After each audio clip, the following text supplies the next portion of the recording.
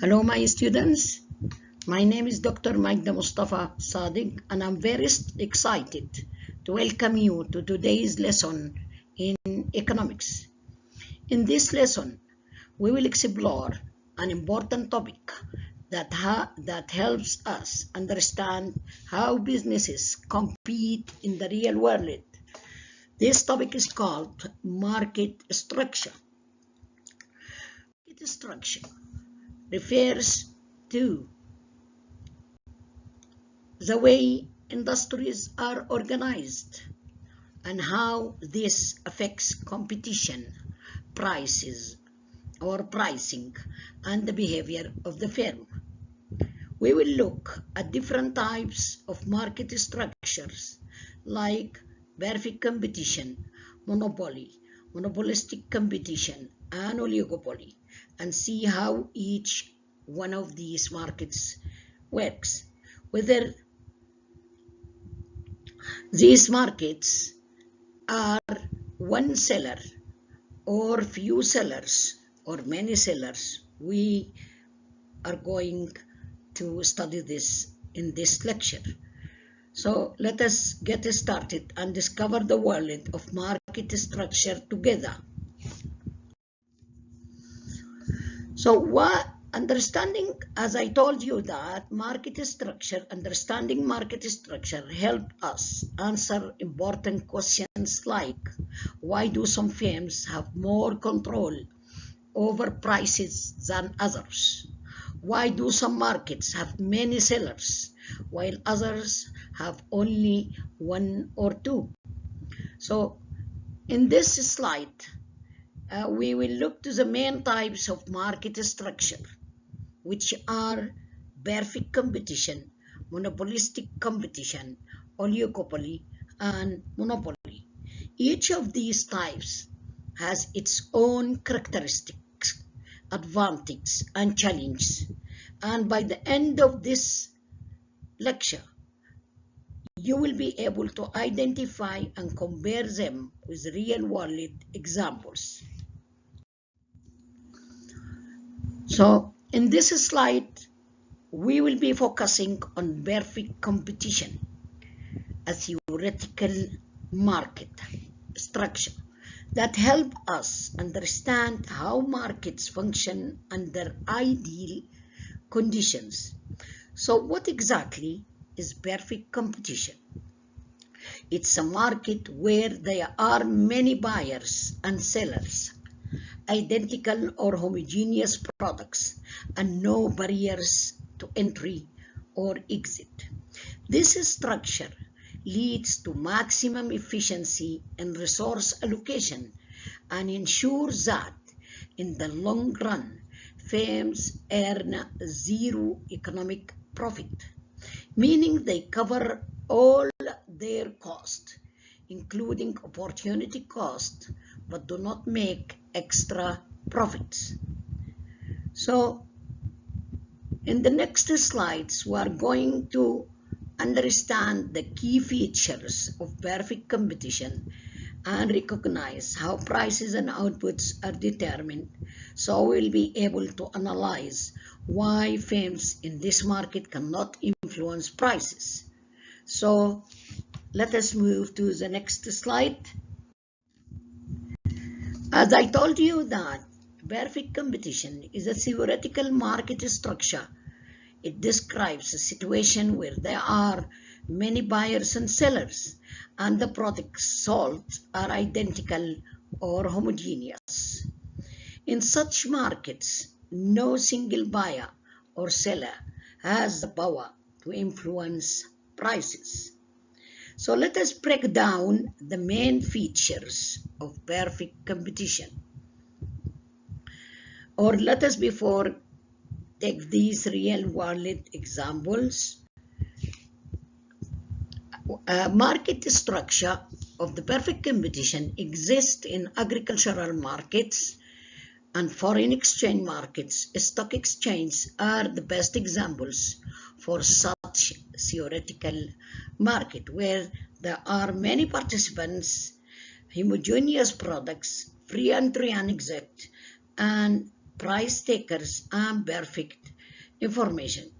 In the long run, perfect competition leads to maximum efficiency. Resources are used in the best possible way. Also, firms can make zero economic profits. That means they earn just enough to cover their cost, including a normal return on investment. So, although perfect competition is theoretical, some real world markets come close, as I told you, just as agriculture markets like wheat, rice, and corn, where many farmers sell identical products.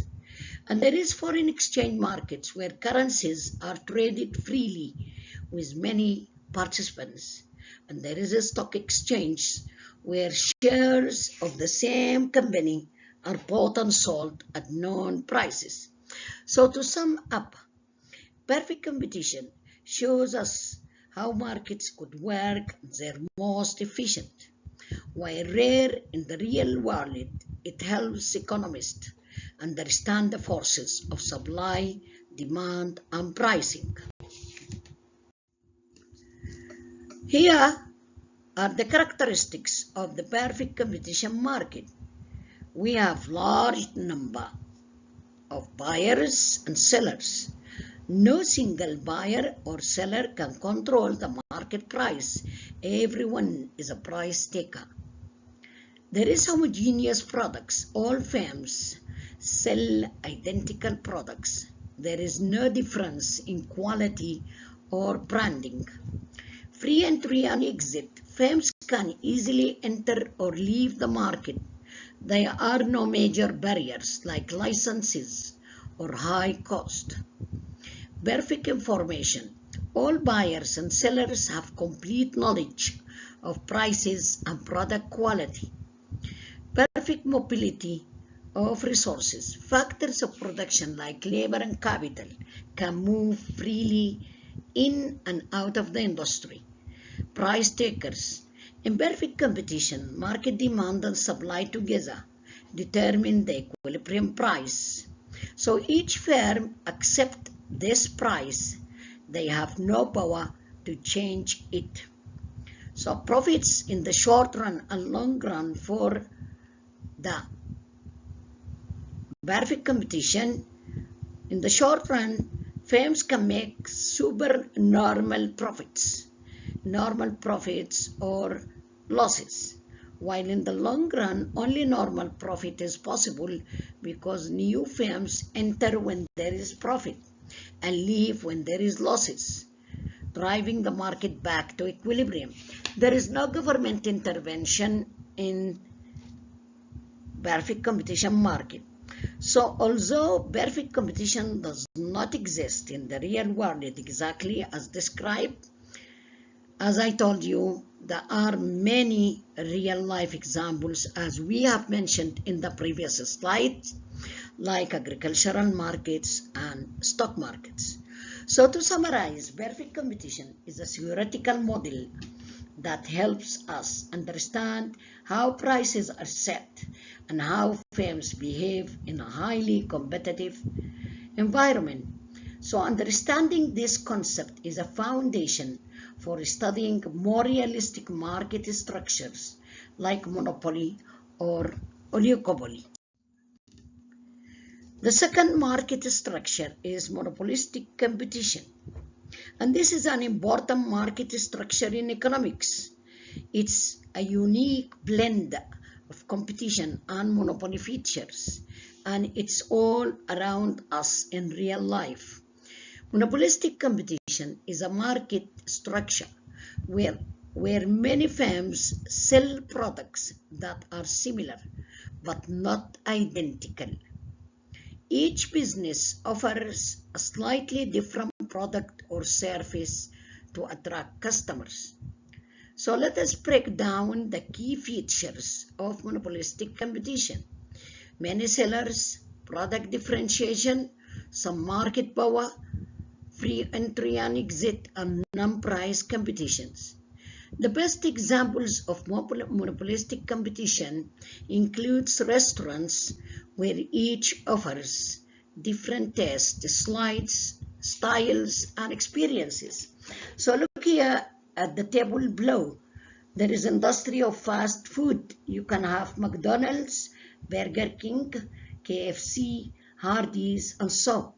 The product differentiation here is about the taste, where McDonald's can give you a different taste from Burger King or KFC or Hardee's. There is the service, style, menu, variety, and the brand image. We have also clothing brands, clothing of fashion. Many sellers, each with a unique style or brand image. You have H&M, Zara, Uniqlo, Mango, and so on. So there is a differentiation in the style, in the fabric, in the pricing, in the brand appeal.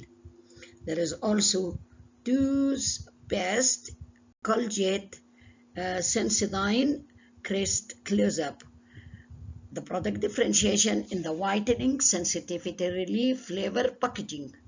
You have also smartphones. It's a monopolistic competition. We have Samsung, A series, Xiaomi, Oppo, Vivo, where they are different in the features, brand design, and camera quality. You have caves, cafe, coffee shops, Starbucks, Dunkin', Costa, local coffee houses. They are different in the taste, location, ambience, loyalty, and programs. So hair salons also and coffee shops are common services, but with personal touches or atmosphere that attract loyal customers. In the monopolistic competition, in the short run, firms may make profits or losses, but in the long run, new firms will enter if profits are high and exit if profits are low.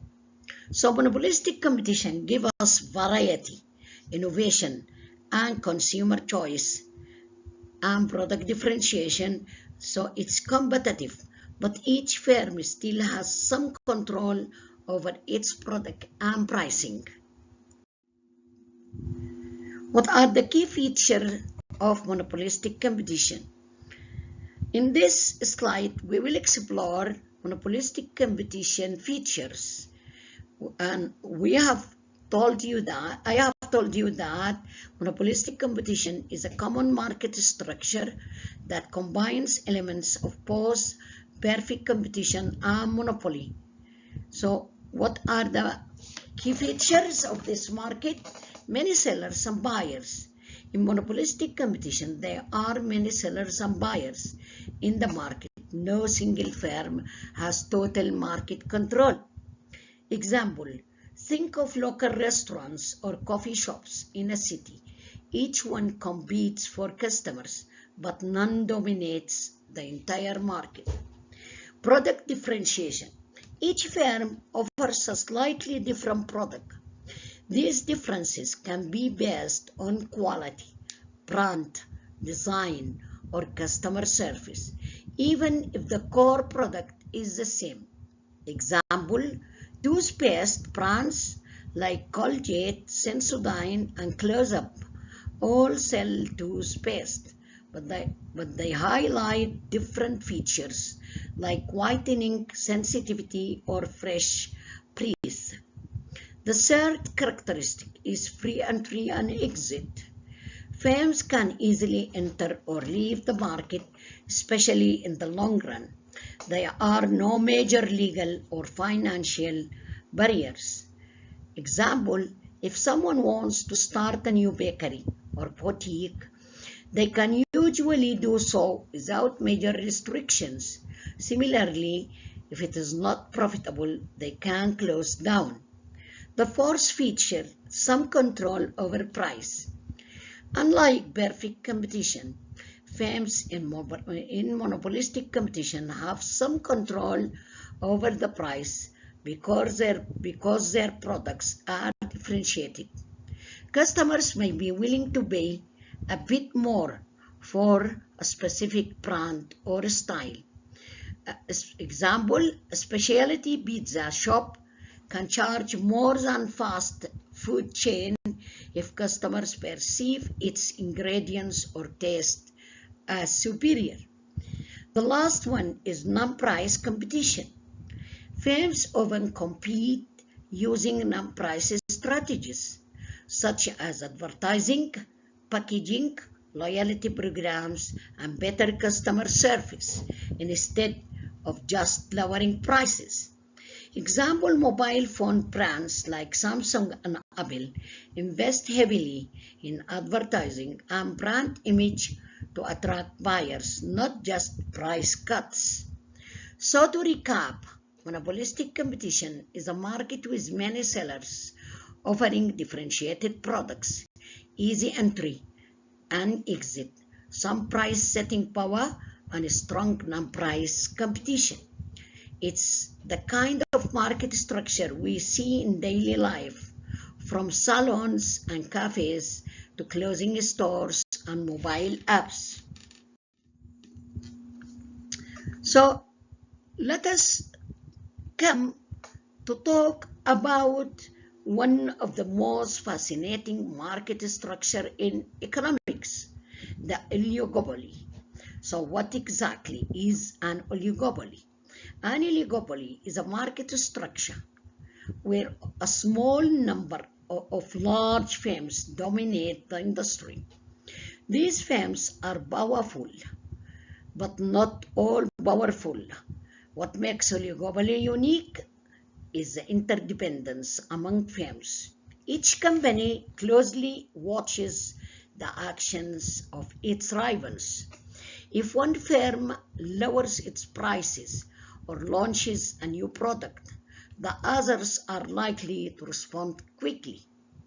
Why do oligopolies form? Oligopolies often emerge due to high barriers to entry.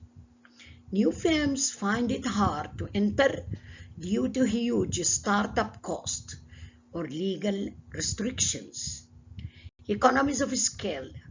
Big firms can produce more at a lower cost per unit. Control over key resources or advanced technology.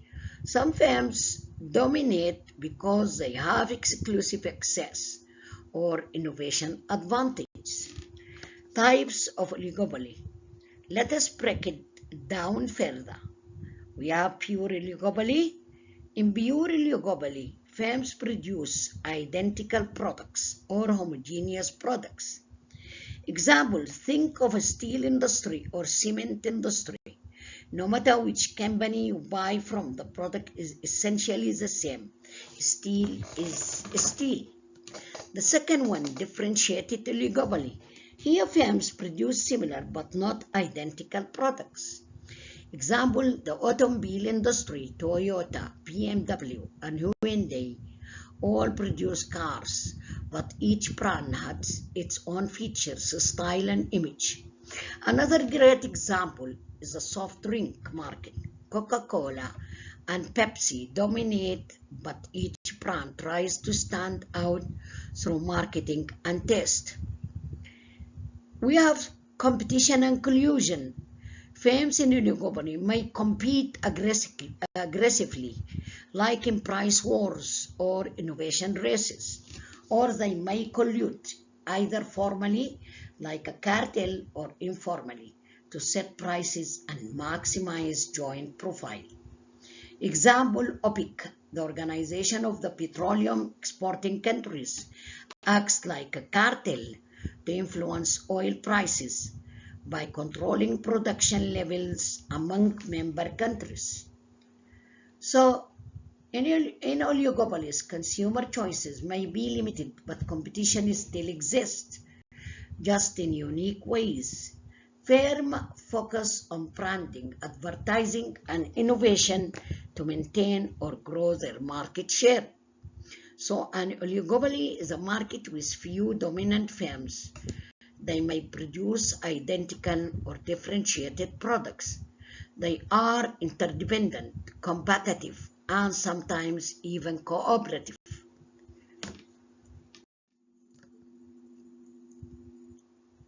So let us explore the key features of oligopoly with real examples. Few dominant firms. In globally, the market is dominated by a small number of powerful firms, typically 2 to 5 major firms. When you buy a smartphone, you are probably choosing between Apple, Samsung, or Huawei. These companies dominate the global market. طيب. Also, soft drink industry. Coca-Cola and Pepsi control most of the market. It is not a monopoly, but it's also not perfect competition. That is oligopoly. We have interdependence in decision making. Firms in an oligopoly are highly interdependent. Each company must consider how its rivals will react before making decisions, especially on pricing, output, or new products. So if Pepsi decides to lower its price, Coca-Cola might respond by lowering their prices too. This mutual awareness creates a strategic environment, much like a game of chess. High barriers to entry. Entering a oligopoly market isn't easy. There are legal, financial, and technological barriers that prevent new firms from competing. For example, high startup costs, example in the automobile or airline industry, patents and licenses, pharmaceuticals, strong brand loyalty like in the smartphone market. That is why you don't see new car manufacturers popping up every year. Fourth characteristic, non-price competition is common because lowering prices can lead to price wars. Oligopolies often focus on non-price competition. Examples include advertising and sponsorship, loyalty programs, product features, and packaging. For example, McDonald's and Burger King don't compete much on price. Instead, they fight using marketing campaigns, menu innovations, and brand identity.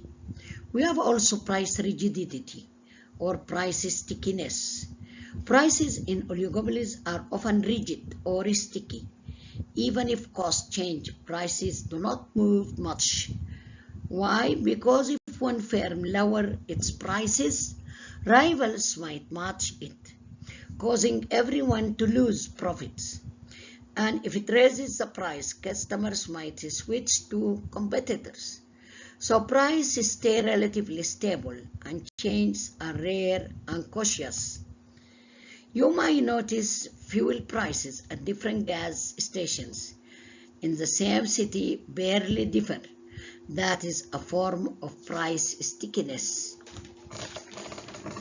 The last one is possibility of collusion. In some cases, firms may collude, either formally or informally, to reduce competition. Collusion means cooperation, such as agreeing on prices, limiting production, or dividing markets. We have formal and informal. Formal collusion like cartels, example OPEC in the oil market. And we have informal collusion like tacit understandings without written agreements. So collusion is often illegal because it harms consumers by keeping prices high.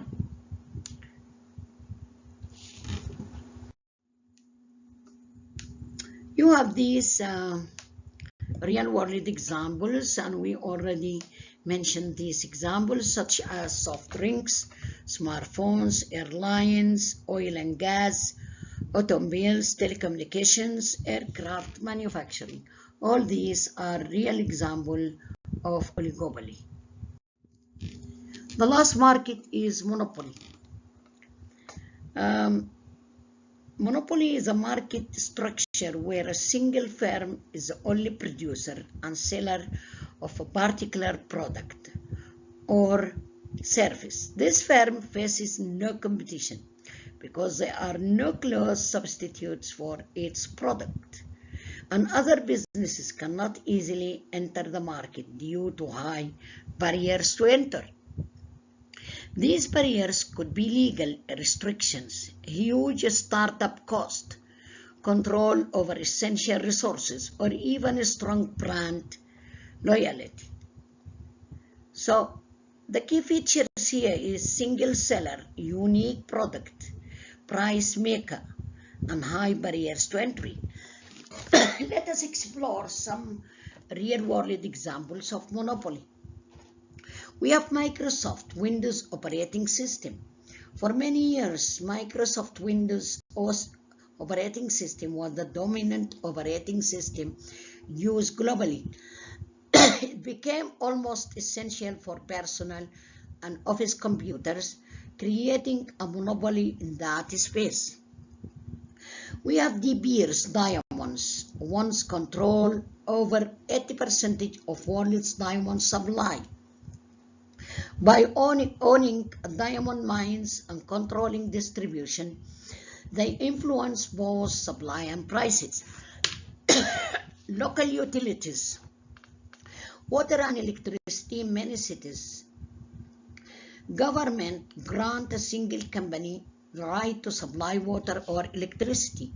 Since building competing infrastructure is impractical, these firms operate as natural monopolies. We have Egypt Air. Egypt Air is a domestic market in Egypt for years, enjoyed monopoly status in many domestic routes within Egypt, facing little or to no competition from private airlines. Google, search engine. In some regions, in certain countries, Google has an overwhelming market share in online search, making it a practical monopoly in that digital space. The last slide is the key characteristics of monopoly. Let us break down the main features of monopoly with simple explanation and real-life examples. Single seller. In a monopoly, one firm dominates the entire market.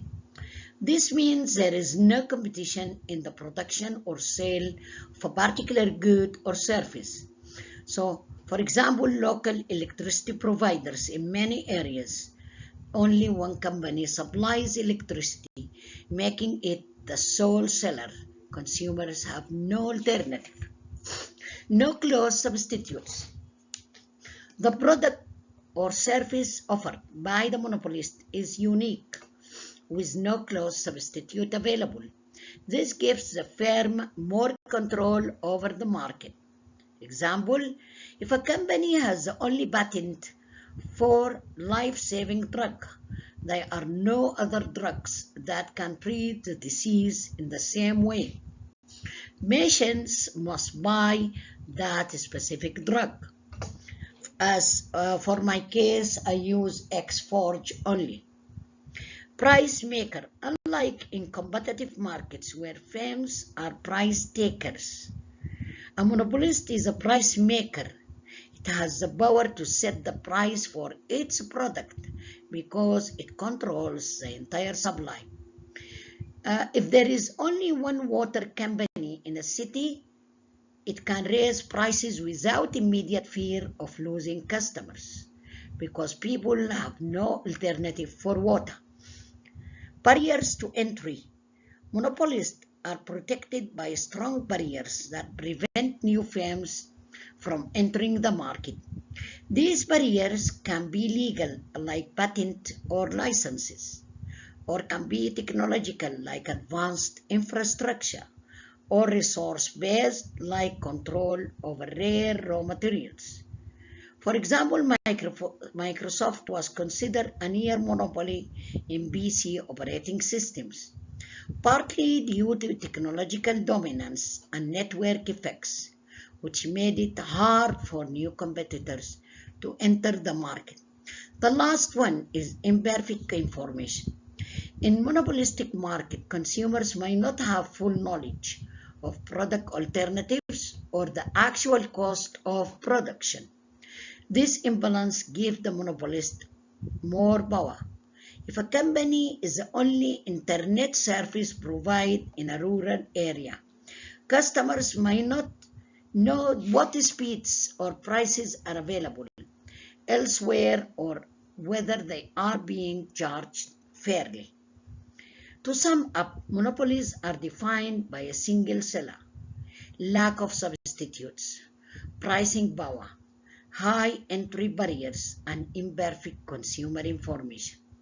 While monopolies can sometimes drive innovation, like in pharmaceuticals, they often lead to higher prices and less choice for consumers.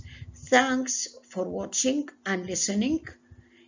If you found this helpful, don't forget to like, share, and subscribe for more simple and clear explanations of economics topics presented by Dr. Magda Mustafa Sadiq.